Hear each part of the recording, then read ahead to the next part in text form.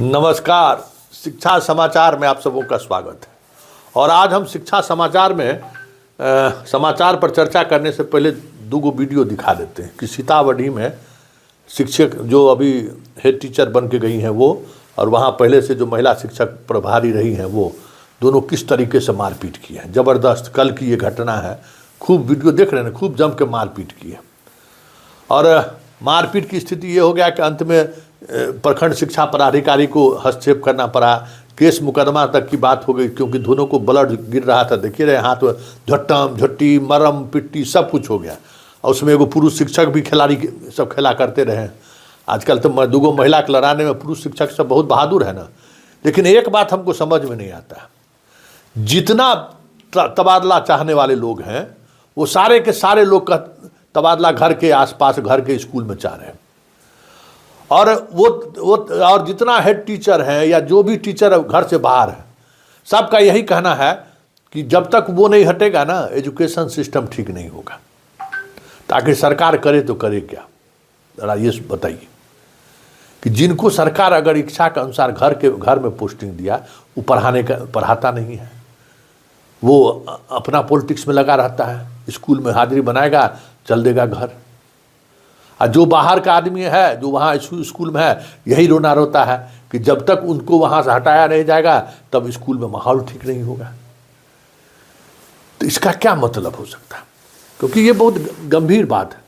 एक नई तबादला नीति बन रही है, उस नीति को लेकर कई तरह की चर्चा हो रही है। और अच्छी बात है कि विभाग ने पहली बार इस तरीके की नीति बनाने में शिक्षाविदों की भी राय लेने की निर्णय लिया है कि जो तबादले की नीति होगी उसमें शिक्षाविद का भी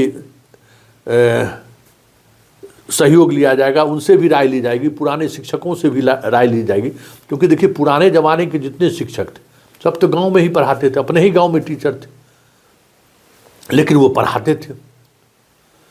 हम लोग जिस स्कूल में पढ़ते, हमारा हेड मास्टर साहब थे, अपना चचेरा चचा जिस स्कूल में पढ़ते थे, पूरे मैकडोनाल्ड स्कूल नाम था, उस स्कूल में हम लोग मिडिल स्कूल में पढ़ते थे, हमारा अपना चचा हेड मास्टर थे।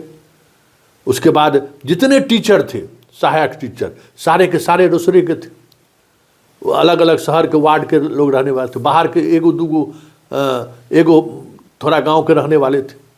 लेकिन कभी ऐसा नहीं हुआ कि जो है सो समय पर टीचर नहीं आए पढ़ाने के लिए या पढ़ाए नहीं। एक बार गर्मी छुट्टी के मतलब एगो मास्टर साहब के बेटी की शादी था, तो मास्टर साहब चाह रहे थे कि गर्मी छुट्टी थोड़ा लेट हो कि हमारा बेटी की शादी में जो है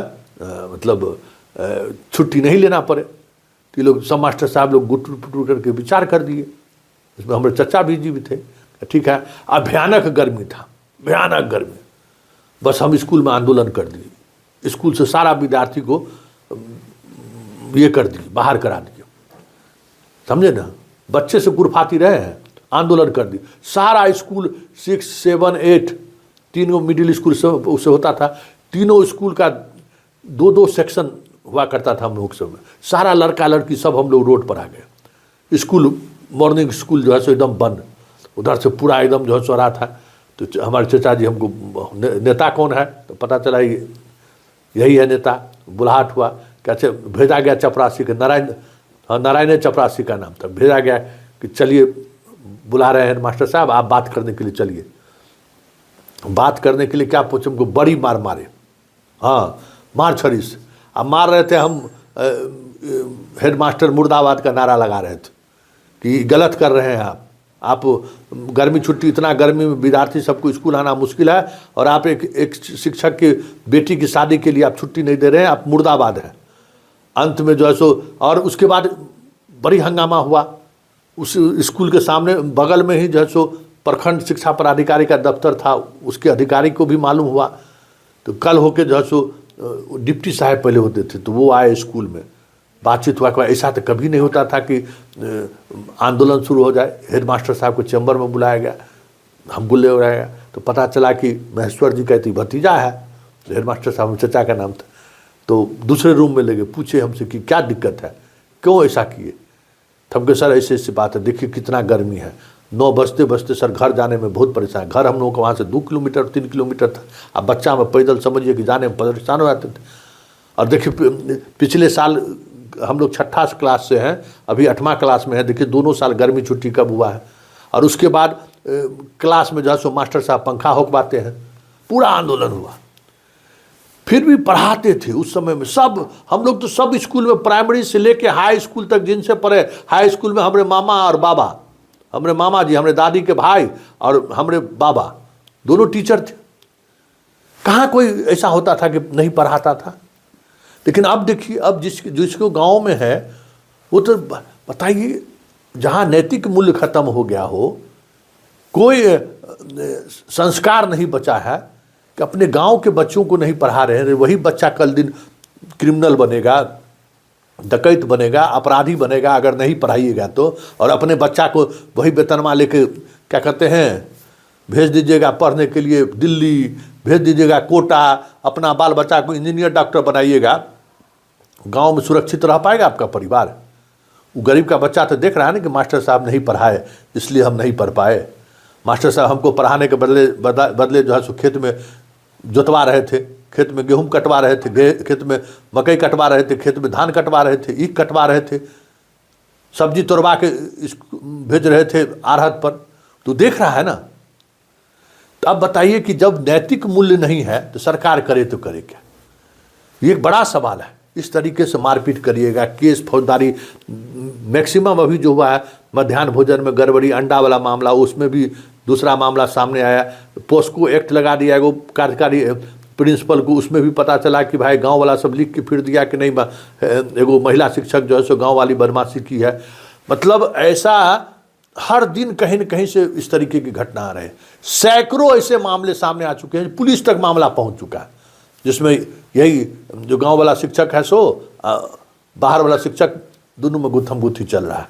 पढ़ा नहीं रहा है, अराजक स्थिति है। लड़की को देखा तो छुट्टी दे दिया, और बाकी टीचर को छुट्टी नहीं दे रहा है। तो जब नैतिक बल खत्म हो जाएगा, जब आपका मोरल नहीं रहेगा, तो फिर सरकार के पास क्या विकल्प? सरकार क्या करेगा ये बताइए? सरकार के पास जो है सो घर भेजने के बाद आप जो लोग कर रहे हैं सो कर ही रहे हैं। तो आपको तबादला लेने का नैतिक अधिकार है क्या? तो अगर शिक्षा जगत के लोगों से अगर सरकार अगर सलाह ली, तो इस तरीके की भी सलाह सरकार के पास जाएगी कि प्रखंड इन लोगों को जो है सो नसीब मत होने दीजिए। अगर स्कूल में कुछ पढ़ने पढ़ाने की व्यवस्था नहीं, आप गुस्से लग रहा होगा कि संतोष सिंह जो है सो दिमाग लगा रहे हैं। दिमाग में आप बताइए ना क्या करेंगे, सरकार के उपाय क्या है? अब बताइए, 2 महिला जिस तरीके से लड़ी है झोट्टम झोट्टी करके, हर स्कूल में ये स्थिति है। और लोकल बाहर से अब हेडमास्टर आ गया है, उसको पॉलिटिक्स कर रहा है, उसको काम करने नहीं देता है। मध्याह्न भोजन जहाँ है वहाँ रसोईया को चढ़ा देता है, सामान गायब करवा देता है, शौचालय में ताला बंद करा देता है। तो कई तरह की समस्याएं खड़ी हो रही हैं। जो हेडमास्टर को भेजा गया उसका कुछ चलने नहीं दे रहा है। तो आखिर विभाग करे तो करे क्या? आप इस वीडियो में सलाह दीजिए कि क्या होना चाहिए, क्योंकि शिक्षक की जो स्थिति है और बिहार के शिक्षा की जो स्थिति है, अगर ये स्थिति बनी रह गई तो बताइए एको को मास्टर साहब सुरक्षित नहीं रहिएगा। आप जो सोचते हैं ना, पहले के मास्टर साहब पढ़ाते थे तो बाल बच्चा उनका बहुत बढ़िया करता था। बार बार कहते हैं, देख लीजिए जो सबसे बढ़िया स्कूल का टीचर है उनका बाल बच्चा, जो फकैती मारने वाला मास्टर है उसका बेटा सब क्रिमिनल बना है, जुआरी बना है, शराबी बना है। इसलिए इस बात को ऊपर वाला कोई न कोई देख रहा है। तो आप भी सलाह दीजिए कि जो तबादला नीति बनने वाली है उसमें क्या किया जाए, क्योंकि घर में तो पोस्टिंग जिसका है वो पढ़ाने वाला काम नहीं कर रहा है। तो फिर करे तो करे क्या? सरकार क्या करना चाहिए? आप अपनी राय दीजिए, हम लोग भी वो राय सरकार तक जरूर पहुंचाएंगे। नमस्कार, शिक्षा समाचार में फिलहाल इतना ही, इजाज़त दीजिए।